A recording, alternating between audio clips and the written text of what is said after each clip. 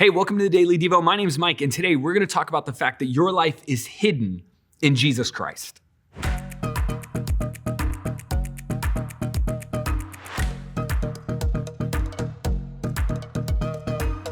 I think we all walk around this big blue ball we call a planet, and at times in life we wonder the same things. Why are we here?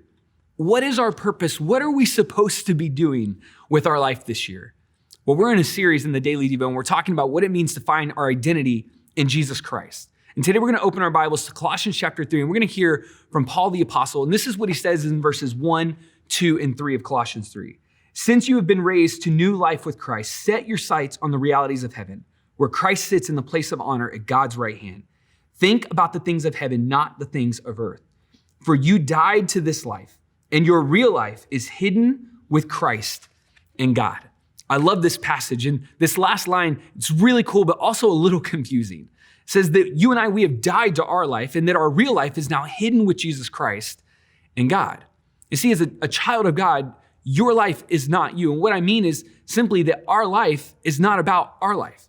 Your life has died and you are raised in new life in Jesus Christ. Your life is in him. You are in Christ Jesus.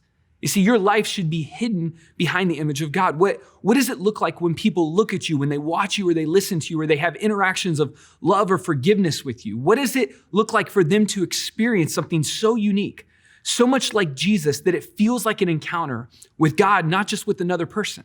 See, you are in Christ and your life should reflect God's heart daily. You're safely held by God's love. Nothing can separate you from your Heavenly Father or from Jesus or the promise of eternal life. You're a son or a daughter of the King of all kings. You have a place in heaven with Jesus Christ. You're saved by his grace. You have eternal purpose directly impacting God's kingdom today. You see, when you and I died to our old ways, to our old self, to our old thoughts, we now have the power to make godly choices and think of heavenly things and live a life that's more like Jesus and less like the sin that creeps around in this world. So today we should do this. We should rest in Jesus. We can know that through Jesus, we have the promise of a relationship with God. We are raised to be with Christ. So when life gets weird or uncomfortable or unknown or your confidence seems to be low, remember who you are in Jesus Christ. It's the only thing that will last. It's the only thing that can never be taken away. It is your identity today.